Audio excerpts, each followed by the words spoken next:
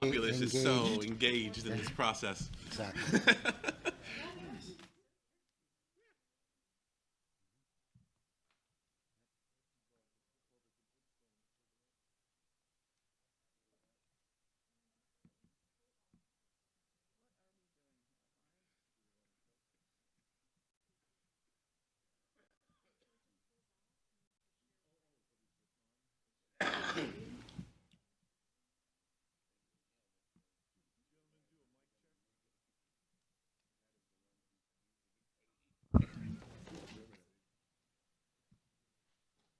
You have to really talk into these. Okay.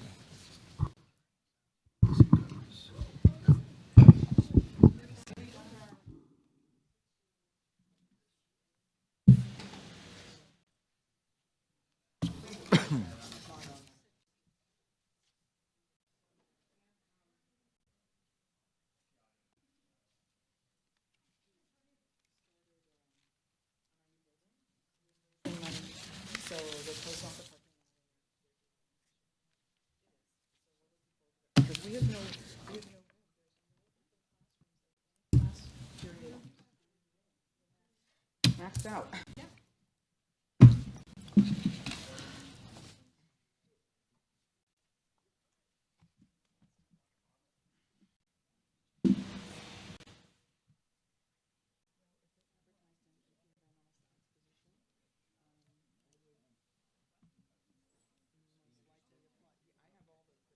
I'm sure you do. So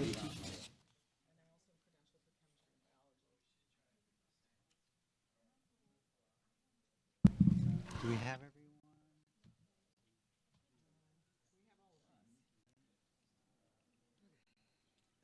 We have all of pizza us. places. Well, Yeah. well, we have the committee. John Zanker in the middle of those. You go up on you.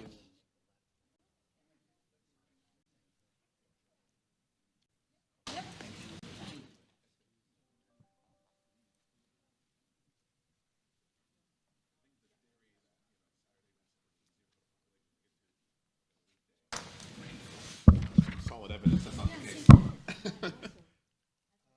Are we ready with the live stream? Okay.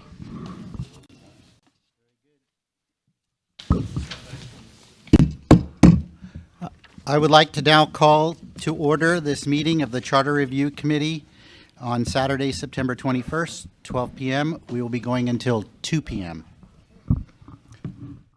Okay. City Clerk, would you make the roll call? Or you want to do it? Okay. Committee member Kathy. Here. Committee member Richard Benito. Here. Committee member Benjamin Cooley. Committee member Chris. I'm here. Committee member Steve Ricosa. Here. Committee member Steve Silva. Here. Chair Jane. Here. Okay, everyone is present. The next item on the agenda would be public presentations, but I would like to state that I'm very uncomfortable that we don't have a city attorney here. I know that he told us that he would not be here and that there would be no one from the attorney staff here, but subsequent to the last Charter Review Committee meeting, there were a few city council members who complained about the chair's process and whether making a motion was legal or not. So I'm uncomfortable with not having someone to watch over whether the process is legal and done correctly. So I just want to state that for the record. Looking at last time, there were some statements by the public saying that the 2-minute time limit was insufficient. So seeing that there are not very many people here, I would like to extend the time limit to 3 minutes for the public. So members of the public will have 3 minutes going forward. Chair Jane, may I? So our city attorney isn't here, but he is available by phone if there are any questions. I can make a call and get an answer for any questions that the committee may have or members of the public may have. So he is out of town, but he is making himself available for any phone call or urgent question that is needed. Correct, but that would not have applied to the last committee meeting simply because I had made some motions and he didn't stop me from making the motions, and I made the motions that he had suggested that we make. And then there were some council members that complained that the chair could not make motions. So if that were out of order, then he should have stopped me. And he didn't stop me because I was in my rights to make the motion. So in that case, it wasn't a matter of having to ask the attorney a question. It was a matter of he needs to stop us if we're doing something that is not correct. So, okay, that said, would any member of the public like to speak on an item that is not on the agenda today?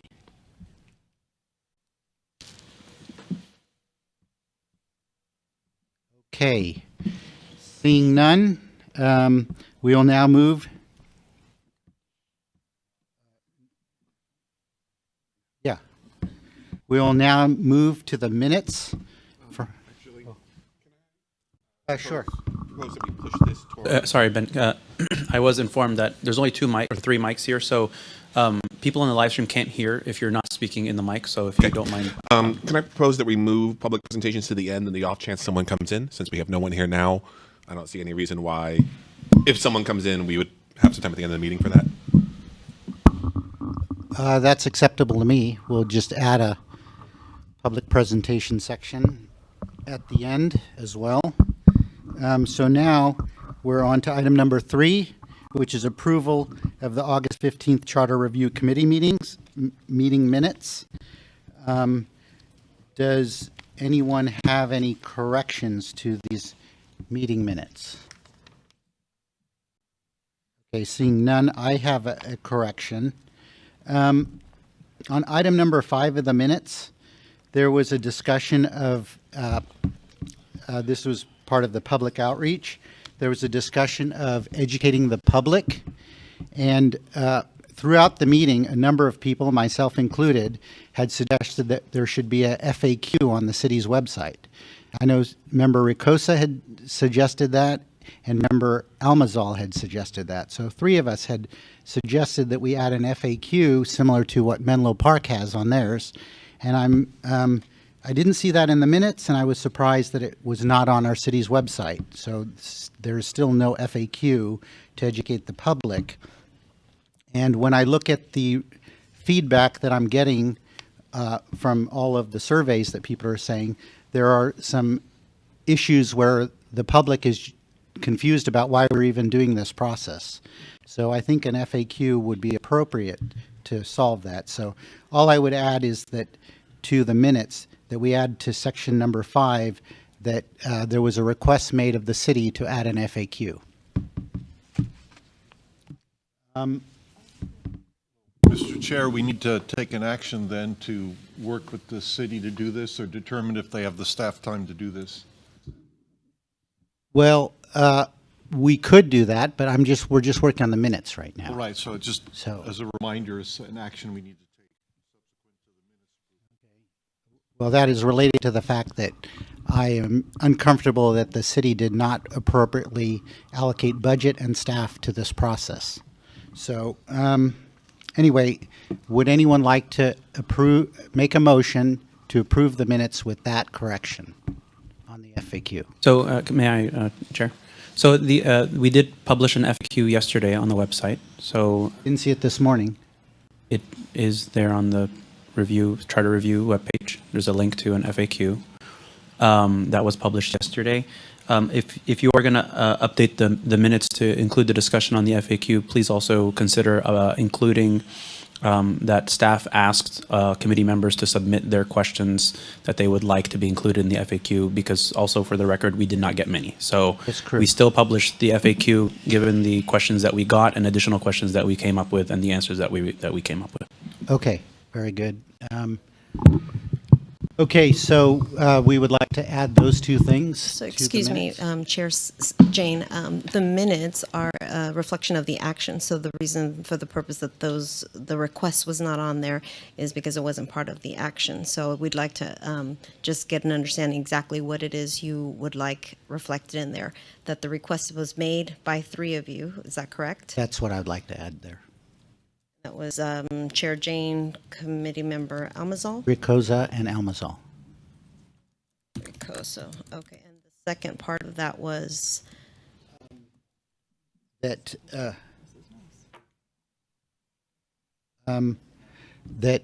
members were supposed to submit questions. so it to was suggested the- that members, Yeah. because I recall that it was a suggestion, okay. And just for the record, we normally don't keep, it's not a summary of the discussion, but we will add that, thank you.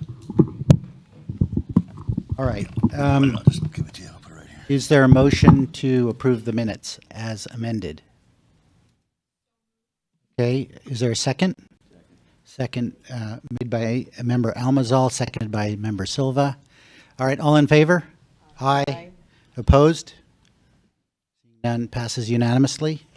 All right, now we'll move on to item number 4. Sorry, Nora, did you get that? I know, again, not everybody has a mic, so if you're going to vote on a motion, if you can raise your hand until I think Nora just sees that everybody's, yeah, you got it? Okay, thank you. Okay, now we're moving on to number 4. So would any member of the public like to comment on basically the survey or any item on the agenda? None.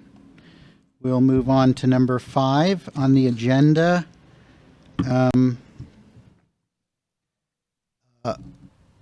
Okay, so does the city clerk have a report Yes, so on the survey results? this is a verbal report on kind of just other feedback that we've received since the last meeting. So you all have in your packet the latest and greatest from the online survey. There's 237 responses. This was polled on Wednesday. I was informed today that since Wednesday there have not been additional ones. So what you have is the latest as of this morning. So there are 237 responses on the online survey. You also have in your packet, in your email that was sent, some additional paper surveys that were provided. So you have all of those paper surveys. Committee Member Silva did drop off right now. Thank you so much, Committee Member Silva, for dropping off some additional paper surveys that I believe you conducted at the Art and Wine Festival and maybe outside of that as well. That is correct. I was out there from 10 to 5:30 on the Saturday. We made contact with 97 residents. Some filled some out, and most of them went home with the information survey packet. Fantastic. So I have those here. We will scan these and email them to you on Monday, so you'll have these. If folks in the room, whether committee members or the public, are interested in reading these now, you're welcome to. I only have one copy. These are the originals, so you're welcome to look at these and pass them around. Just please make sure that you give them back to me so that they can all be scanned and emailed to everybody and included in the record. Yeah, I'm happy to pass them around. Absolutely. Absolutely. So I mean, again. Just make sure that you keep them all together, and then we'll so that we can scan them. So I don't want to go into the details of the responses. So you all have those responses, and you're free to look at the results from those. And just a summary out of those responses, there are a few, about 6 that are not residents in the responses. So you can obviously do with that as you see appropriate. In terms of the breakdown, again, I don't want to go into the details of the breakdown in terms of what people are favoring. You have that information with you, and I don't want to bias the discussion on that. Well, I actually don't think that's appropriate. I mean, I know we had a discussion of this last time, but all of these results are in the packet. They're a matter of public record. Okay, so I mean, I'm happy to go over the. One out there could read it. The weekly could read it and publish it if they wanted to, or any of the magazine newspapers could do that. So this is a matter of public record. Sure. Okay, so just under 2/3 have selected or have favored adopting the six district plan. And of those who answered that they would not be in favor of the current six district plan, 57, a little over 57% of them preferred 3 districts with 2 council members per district. So that's basically the summary. And again, all the details are in the packet. I encourage everybody to read the free-form responses as well. There's a lot of valuable information in there. And again, it's a matter of public record. We also got some emails to the district email inbox, so you have those as well. And that's really the summary of the responses that we've gotten. I know some committee members, and maybe as we go into the next agenda where we'll get reports from individual committee members, some committee members were at the Art and Wine Festival, so I look forward to hearing their individual reports. And as committee member Silva mentioned, there were quite a few paper surveys that were passed out. Thank you. Okay, are there any questions to staff on this?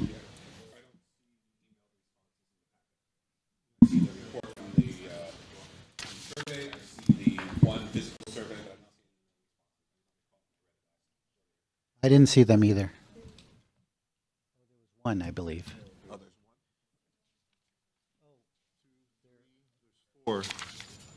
Oh, They're on the back. they're of not the online. Staples packet. I got it. Awesome, thank you.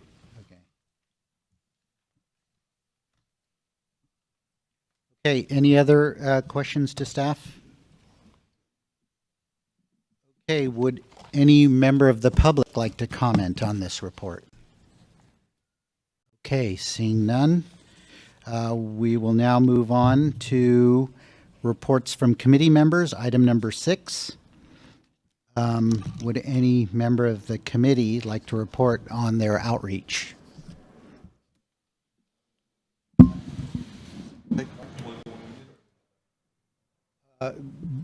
You can start. Maybe I might add something to it, but Member Almazal, would you like to report? Yes, Steve Silva. This man's waving his hand. Steve Silva and I met at the Mission Branch, and I think it was August 13th. It was a Saturday from 11 to 1, and 2 great people came and talked to us. Steve and I had a good conversation with them. We heard what they wanted to say. They were interested. At that time, we recommended to the city clerk that we have paper copies available in the libraries and other places, senior citizen center, so that people could do a paper copy if they were uncomfortable going online to make comments, or if they couldn't come to a meeting. So we were disappointed. You speak up, but we were disappointed in the number of people who came. However, the people came, were interested, and you got to go with the people who are interested. Okay.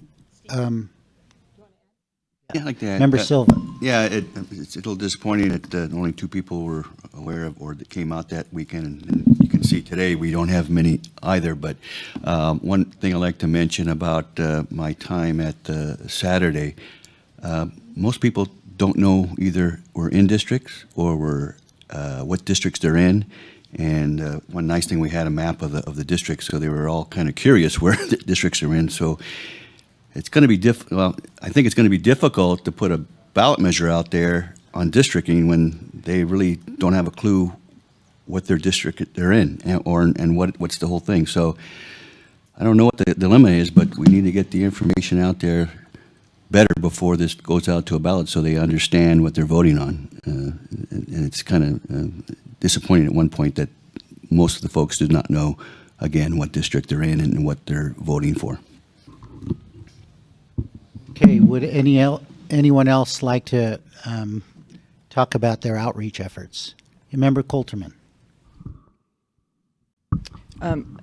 Thank you. So I have made emails, walked my neighborhood, made phone calls, and posted on Facebook and Nextdoor. So we had 2 listening sessions in District 3. One on September 7th was hosted at the home of John and Susan Sontag, who live in District 3, but in the sliver of Santa Clara near Laurelwood Elementary, which is on the other side of Lawrence Expressway, sort of heading toward Sunnyvale, so I thank them for opening their home. We had 7, we had an hour and a half discussion. It was very productive. A couple people said they had tried to access the survey on the city's website, but they found that they could not access the city's website, and I've had that issue too. So it was great. I had the paper surveys. Thank you, Robin, for providing me with those. So people took them and said that they would either give them to their council member to hand in or drop them off at the city. I also had a listening session this last Thursday at Machado Park in the community room, and that is off of Cabrillo, also in District C. And again, Robin helped me arrange for that. It was a small group, just 3. I actually stood out in the opening courtyard area and talked to people as they came through, walking their dog. So the comments that I've heard, people really want to make sure that people who run for council live in their district, not just own property in their district. We had to show proof of residency for living in our district to be on this committee, and people brought up the issue of having to show proof of residency for their children to attend school. So there's no reason to expect any less from people who want to run for our city council. They want to see that there is an independent redistricting committee. Every time we have a census, they do not want council to be involved at all in drawing district boundaries, and they do not want to see any gerrymandering. People, if we go with 6 districts, they would feel more comfortable if the council elections were 3 and 3 rather than 2 and 4. I did not personally have anyone say they would like to see 7 districts with a rotating mayor.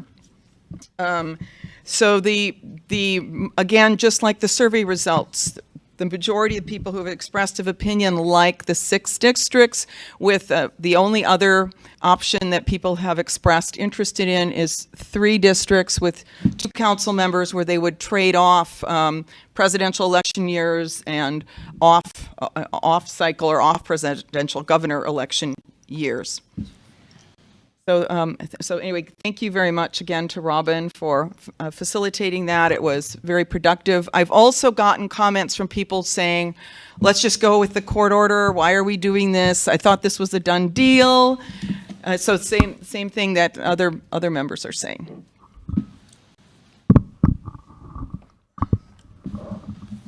Okay, would any other member like to report? Member Cooley. I got it.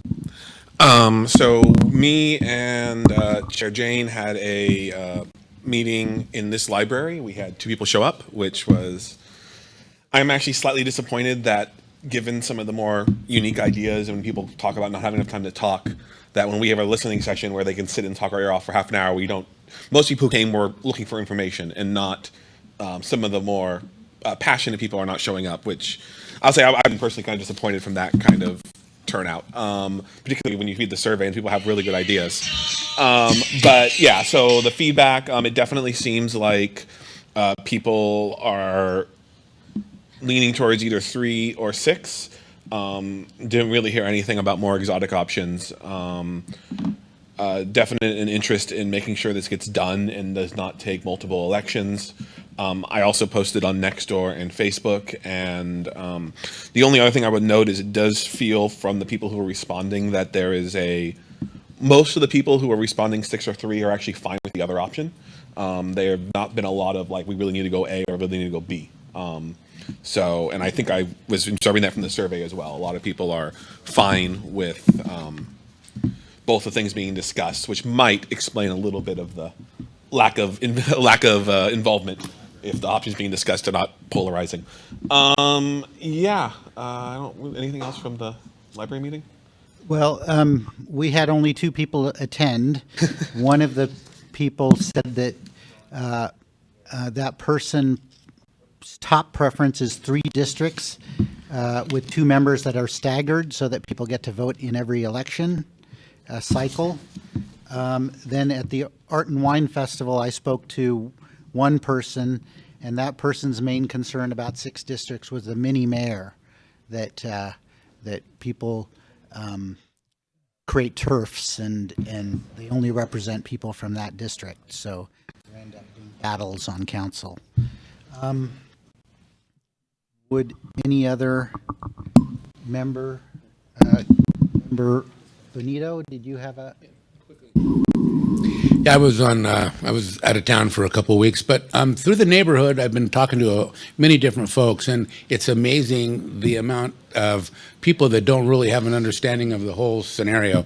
But we do have some real analytical folks, and really talking to them, they've kind of swayed me, and it seems like they really like the three district, two representatives per district, and reasoning is financial, because you can split the city up in three districts where you don't have just bedroom communities, but you also have the high tech. The north side is going to be the future, and so if you're sitting near Stevens Creek, you may not have much of a vote in the overall city. So anyway, it's kind of interesting when you look at it just from an analytical perspective. That's what makes sense to most of the folks that I've talked to in our neighborhood that has any understanding, which most really don't. Thank you. Member Silva. I'm not much in social media, but I guess we got some information through Nextdoor. Are we putting that information into our statistics? And the city has a Facebook website, right? Is that right? Facebook? Yeah? I haven't been on it, but I don't know. But are we doing information on the Facebook page too to get the information out? It's okay. The city has been posting about the meetings and links to the website on social media, but we're not conducting the polls on Facebook or Nextdoor. Would anyone else like to report? Okay, I just want to say that when I look through the survey, sort of my analysis in reading through the text part of the surveys was that a number of people, I could count about 10, weren't happy with how the lines were drawn the last time around. And then about 11 people were concerned about the money that's being spent. So that's sort of my summary. And then what I was able to cull from reading the reports was that the main concerns about 6 districts were not everyone votes every time, the mini mayor, the candidate pool is small. So it's possible that you may have a district where there isn't a lot of people trying to run in that district, and then you get somebody who's not very serious about the job. And then the last was Santa Clara is too small for districts. So that's what I was able to cull from that. And then, as I had mentioned before, there were a number of responses where people just weren't clear on why we were doing this, and some of the basic concepts behind the judge's order, and why the charter has to be updated, and so on. So I'm glad that we have the FAQ now. I hadn't seen it when I last looked at it, but I will direct people to that. And that's what I have about what I was able to get out of the public input. Any other comments? Okay, seeing none. Do you mind if I ask some questions? So for those who were at the Art and Wine Festival, I don't know, Steve, if you just passed out surveys and they gave it back, or did you have any conversations that were worth mentioning here? Oh, yeah, everybody had pretty much a conversation with, I had a conversation with every one of those 97 folks, and I just hand it to them and walk away. And I think I'll bring some of that up in the next 2 items where their comments on that, with the majority of the comments on that. Thank you. Okay, I think we're ready to move on to number 7, which would now be the discussion about the number of districts. I do want to go back to the schedule that's listed on the city's website and point out that we have 2 more meetings. We have a meeting next week, and then we have a meeting in October. I have it written down here. So the description for the meeting on October 17th is Charter Review Committee to approve final charter amendment language to present to City Council. So my understanding is that at the September 26th meeting, we should have our recommendations done so that the attorney can go and draft the final charter amendment language. So I just wanted to set that stage for going into the discussions of the next two items. And so now let's move on to item number 7, a discussion about the number of districts. Chair Jane, do you mind if I maybe kick off that discussion? Yes, staff presentation always. So as part of the FAQ, and of course everybody's welcome to go and look at it, to summarize or to kind of like, bound some of the options, because there are a million different configurations that we could consider, and we would be here for years trying to come up with, some recommendation. But as part of the FAQ, what I did was I took a lot of the at least the most common responses, even though they may not be a majority, and I outlined, trying to be as unbiased as possible, just what the facts would be in each configuration. So what would it look like for 6 districts? What would it look like for 3 districts? And what would it look like for 2 districts? And I know in the current 6-district plan, we have 2 and 4, because that is, we kind of inherited that from even the old system, right? When the court order came and ordered us to go to 6 districts. But what I outlined here, and I just want to share that just kind of to help at least guide the discussion a little bit, is the 3 options. So with 6 districts, you would have 1 council member per district. If we were not to keep the 2 and 4, we would have 3 council members elected in the gubernatorial years, 3 council members elected in the presidential election years. The fact is that in gubernatorial elections, the voter turnout is less than in presidential elections. That is an undisputed fact. So certainly those districts that are voting in gubernatorial years on a regular basis will have that reality to deal with, whether it's the candidates or the voters. And whether you perceive that as good or bad, that's your own opinion, but that's just a reality, is that in gubernatorial years you have a smaller voter turnout. And then the other reality is that voters will not have an opportunity to elect a council member at every election cycle. So you'll only be able to elect a council member in your either gubernatorial or presidential, depending on which district you live in. And you, as a voter, will have the influence over 1 out of 6 council members. With the mayor position at large, you will also have an opportunity to influence that election as well. But out of the 6 council members, you only are able to influence the outcome of 1 of them. In 3-district plan, you would have 2 council members per district. And again, from reading from some of the comments, you could have the cycles look in a multitude of different ways. But one of the more common ways that people would say, or pointing out, and I think you just mentioned one of those, is that all districts vote in all elections. So you would have 2 council members per district out of the 3 districts, and so you would vote for 1 council member in gubernatorial years, and you'd vote for the 2nd council member in the presidential election.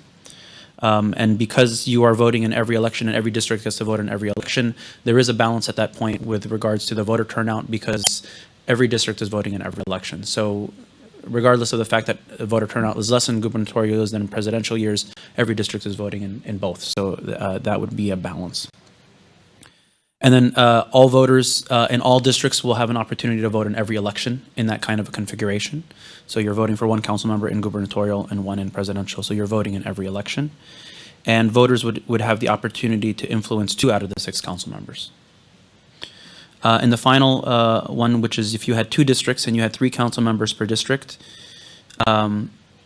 you could do it in 2 ways. You could have it such that all 3 council members are up for election from District A, for example, in gubernatorial, and so the voters in District B do not vote in gubernatorial, and then vice versa. Or you could split it so that you vote for 2 out of your 3 council members in the presidential election, for example, and the 3rd one you would vote for them in the gubernatorial. So it would be kind of a split. But in that scenario, both districts are voting every election. So I just wanted to kind of bound that. Those are kind of the 3 more, I guess you could say, commonly referred to scenarios. And so, maybe if to help guide the discussion, we can try to focus around those options. But of course, the committee is free to explore anything else as well.